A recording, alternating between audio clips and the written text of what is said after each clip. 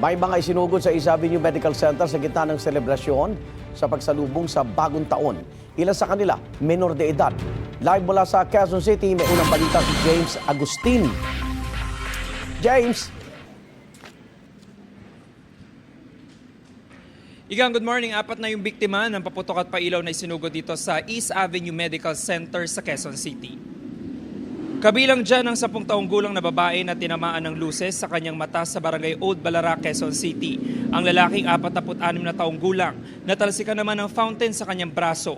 Ayon sa lalaki, nangyari ang insidente habang nanunood siya ng mga nagpapaputok sa kalsada. Sugatan din ang mukha ng isang babae matapos matalsikan ng fountain. Galing naman sa tala Caloocan ng isang 9 na taong gulang na lalaki na hindi maidilat ang kanyang mga mata at may mga lapno sa mukha matapos masabugan ng pulbura. Narito po ang bahagi ng panayam sa isa sa mga biktima ng pailaw.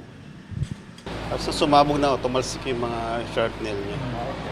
Tapos yun, yung bigla na naramdaman ko na may ano sa akin, tumalsik na, hindi ko alam kung bato or ano.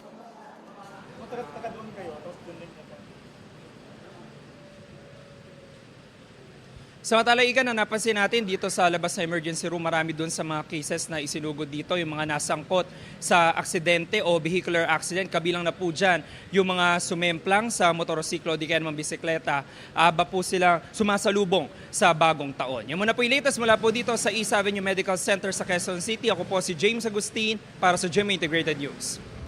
Igan, mauna ka sa mga balita, mag-subscribe na sa GMA Integrated News sa YouTube para sa iba't ibang ulat sa ating bansa.